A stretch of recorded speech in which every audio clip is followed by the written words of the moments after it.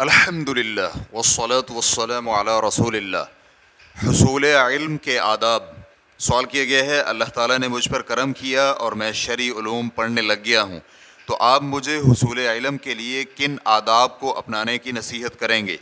الجواب بعون اللہ سبحانہ وتعالی۔ حصول علم کے آداب۔ حصول علم کے متعدد آداب ہیں۔ طالب علم ان تمام آداب سے مزین رہنے کی کوشش کرے۔ ہم آپ کو کچھ نصیحتیں اور آداب بیان کرتے ہیں، اللہ سبحانہ وتعالی آپ کو ان سے فائدہ دے گا۔ اول، صبر۔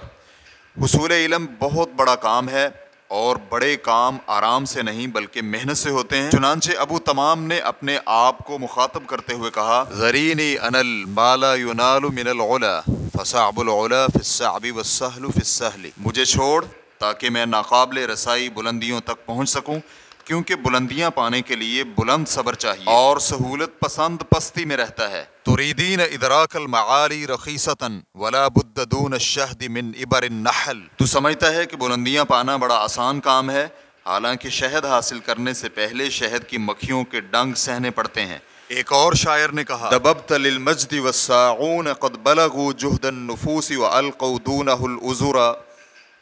تم بلندیوں کے لیے رینگ رہے ہو اور دوڑنے والے اتنے تھک گئے کہ اپنے کپڑے انہوں نے اتار پھینکے۔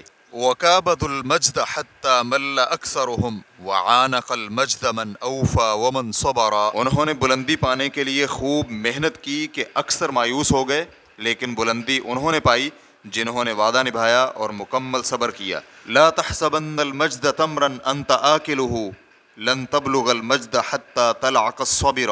تم بلند مقام کو کھجور مت سمجھو جسے تم آسانی سے کھا لو گے، بلندی تب تک نہیں ملے گی جب تک تم کڑوی دوا نہ کھاؤ۔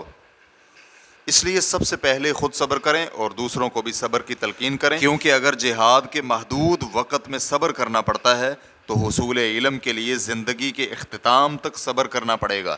فرمان باری تعالیٰ ہے، یا ایہا الذین آمنوا اصبروا وصابروا ورابطوا واتقوا اللہ لعلکم تفلحون۔ اے ایمان والو، خوب ثابت قدم رہو اور دوسروں کو بھی ثابت قدمی کی تلقین کرو، ہر وقت چوکس رہو اور تقوی الہی اپناؤ تاکہ تم کامیاب ہو جاؤ۔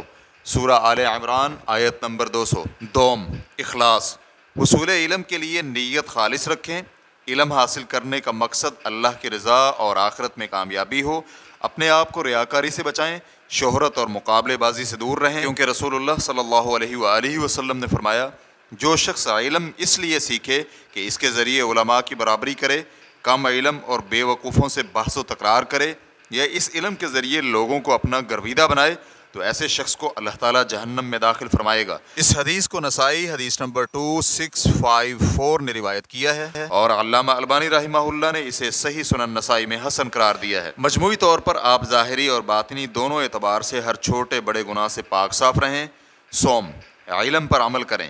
یہ بات ذہن نشین کر لیں کہ علم پر عمل کرنا علم کا نتیجہ ہوتا ہے، اور اگر کوئی علم حاصل کرنے کے بعد اس پر عمل نہ کرے تو اس نے یہودیوں جیسا کام کیا، اور ان کی اللہ سبحانہ وتعالی نے قرآن پاک میں بہت ہی قبیح مثال بیان کی ہے۔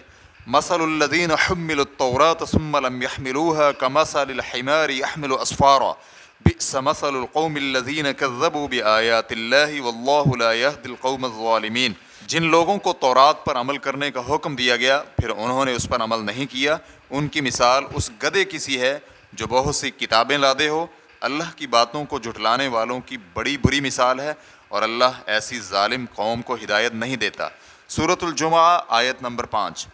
اور اگر کوئی علم کے بغیر عمل کیے جاتا ہے تو اس نے عیسائیوں کی مشابہت اختیار کی ہے، کیونکہ سورۃ الفاتحہ میں گمراہ لوگوں سے مراد یہی عیسائی لوگ ہیں۔ چہارم، اللہ سبحانہ وتعالی کو ہمیشہ اپنا نگران سمجھیں۔ خلوت و جلوت ہر جگہ اللہ سبحانہ وتعالی کو اپنا نگران سمجھیں۔ اللہ تعالیٰ کی جانب چلتے ہوئے خوف اور امید کے درمیان رہیں، کیونکہ یہی دونوں چیزیں مسلمان کے لیے پرندے کے دو پروں کا کام کرتی ہیں۔ ہمیشہ اللہ تعالیٰ کی جانب متوجہ رہیں، ہر وقت آپ کا دل اللہ تعالیٰ کی محبت سے سرشار رہے اور آپ کی زبان ذکر الہی سے تر رہے۔ اللہ تعالیٰ کے احکامات اور حکمتوں بری ہدایات پر عمل کرتے ہوئے خوشی و مسرت کا اظہار کریں۔ ہر سجدے میں اللہ تعالیٰ سے شرح صدر کے لیے دعا کریں، اللہ تعالیٰ سے علم نافع مانگے۔ اگر آپ اللہ تعالیٰ کے ساتھ سچے ہوں گے تو اللہ تعالیٰ آپ کو کامیاب بھی فرمائے گا اور آپ کی مدد بھی کرے گا۔ نیز آپ کو ربانی علماء کرام کے درجے پر فائز کرے گا۔ پانچویں چیز، وقت مت ضائع کریں۔ صاحب عقل و خرد شخص جوانی اور زندگانی کے ختم ہونے سے پہلے علم حاصل کر لے۔ کسی بھی کام کو کل کے لیے مؤخر مت کر، کیونکہ زندگی کا گزرا ہوا وقت کسی بھی قیمت کبھی بھی واپس نہیں آئے گا، اور گزرے ہوئے وقت کا کوئی متبادل بھی نہیں ہے۔ آپ جس قدر ہو سکے حصول علم کے لیے رکاوٹ بننے والی چیزوں کو ایک طرف کر دیں اور علم حاصل کرنے کے لیے پوری طاقت صرف کر دیں۔ یہ رکاوٹیں اور مشغولیات سب کی سب چیزیں حصول علم کے لیے مشکلات پیدا کرتی ہیں۔ چنانچہ سلف صالحین حصول علم کے لیے گھر اور علاقے سے دور جانے کو مستحب سمجھتے تھے، کیونکہ جس وقت ذہنی توجہ بکھری ہوئی ہو تو چیزوں کی حقیقت اور دقیق چیزیں سمجھنے سے قاصر ہو جاتی ہیں۔ اور اللہ تعالیٰ نے کسی کو دوہرا دل نہیں دیا، اسی لیے یہ بھی کہا جاتا ہے آپ کو علم کا تھوڑا سا بھی حصہ چاہیے تو آپ اپنا سب کچھ اسے دیں گے تو وہ تھوڑا سا آپ کو حاصل ہوگا۔ چھٹی چیز، علماء کرام کے اختلافات سے دور رہیں۔ حصول علم کے آغاز میں اپنے آپ کو علماء کرام کے اختلافات سے دور رکھیں، بلکہ لوگوں کے درمیان بھی جو اختلافات ہوں ان میں بھی دخل اندازی نہ کریں، کیونکہ اس سے آپ کچھ سمجھ نہیں پائیں گے اور بے فائدہ پریشان ہوں گے۔ اسی طرح ایک وقت میں مختلف کتابیں زیر مطالعہ مت رکھیں، کیونکہ اس طرح آپ کا ذہن منتشر ہوگا۔ جو بھی پڑھنا چاہیں پہلے اسے مکمل کریں اور اسے اچھی طرح سمجھ لیں، اور بلا وجہ ایک کتاب سے دوسری کتاب کی جانب منتقل نہ ہوں۔ اس طرح انسان تنگ آ جاتا ہے اور اپنے مقصد میں کامیاب نہیں ہوتا۔ نیز کوئی بھی فن آپ اختیار کریں، اہم سے اہم تر فنون پہلے پڑھیں۔ ساتویں چیز، اسباق کو اچھی طرح یاد کریں اور انہیں دہرائیں۔ آپ جو کچھ بھی یاد کریں اس میں کسی قسم کی غلطی نہیں ہونی چاہیے۔ اس کے لیے آپ اپنے مدرس کو بار بار سنائیں یا اپنے ساتھی کے ساتھ دہرائیں۔ اچھی طرح یاد کرنے کے بعد روزانہ کی بنیاد پر پابندی کے ساتھ دہرائی کریں تاکہ آپ کا یاد کیا ہوا حصہ اچھی طرح پختہ رہے۔ آٹھویں چیز، کتابوں کا مطالعہ کریں۔ جب آپ مختصر کتابیں یاد کر لیں اور ان کی شرح کے ساتھ انہیں سمجھ بھی لیں، ان میں پیدا ہونے والے اشکالات اور اہم فوائد ازبر کر لیں، تو پھر آپ تفصیلی کتابوں کی طرف رجوع کریں، پابندی کے ساتھ مطالعہ کریں۔ دوران مطالعہ جو دقیق اور انوکھے مسائل، اشکالات کا حل، ملتے جلتے مسائل میں تفریق جیسی مفید باتیں سامنے آئیں انہیں نوٹ کر لیں۔ کسی بھی اچھی چیز کو معمولی مت سمجھیں بلکہ اسے لکھ کر اچھی طرح یاد کر لیں۔ حصول علم کے لیے اپنا عزم بلند رکھیں۔ جب زیادہ علم حاصل کرنا ممکن ہو تو تھوڑے پر اکتفا مت کریں۔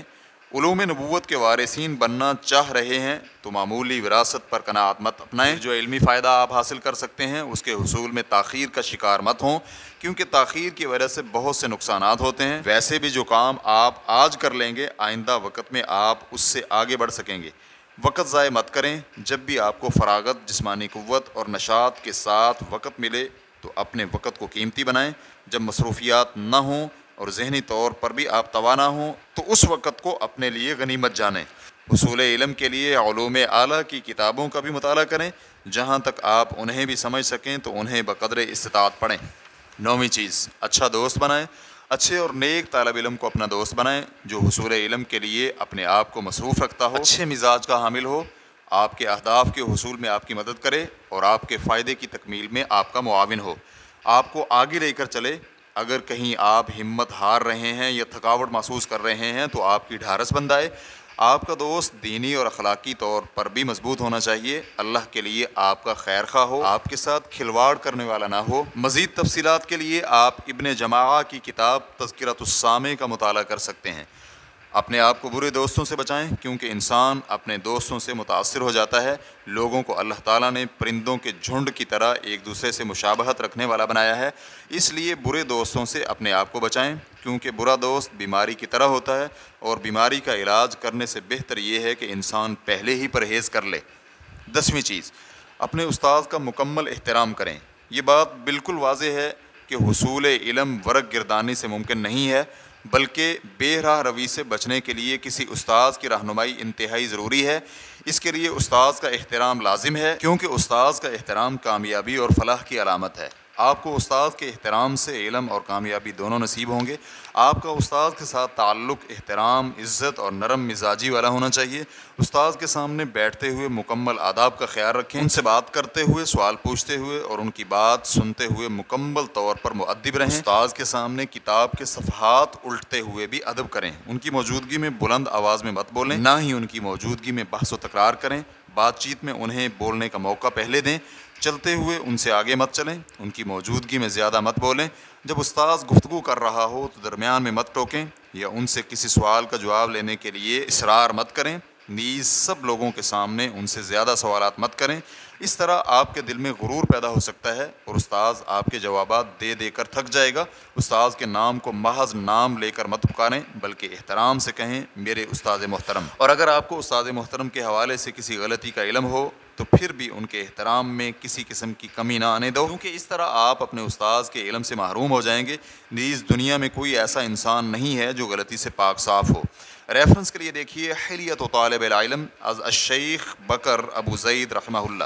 ہم اللہ تعالیٰ سے اپنے لیے اور آپ کے لیے کامیابی اور ثابت قدمی کے لیے دعا گو ہیں کہ اللہ تعالیٰ ہمیں وہ دن بھی دکھائے جب آپ مسلمانوں کے ایک عظیم عالم دین بن کر ابھریں، دینی مسائل کے لیے لوگ آپ سے رجوع کریں اور آپ کو اللہ تعالیٰ متقی لوگوں کا امام بنائے، آمین۔ فتوی الشیخ محمد صالح المنجد، واللہ تعالی اعلم۔ اسلام کیو اے ریکارڈنگز، مؤسسۃ الشیخ محمد صالح المنجد، المملکۃ العربیۃ السعودیہ، فتویٰ نمبر 10324۔ والسلام علیکم ورحمۃ اللہ وبرکاتہ۔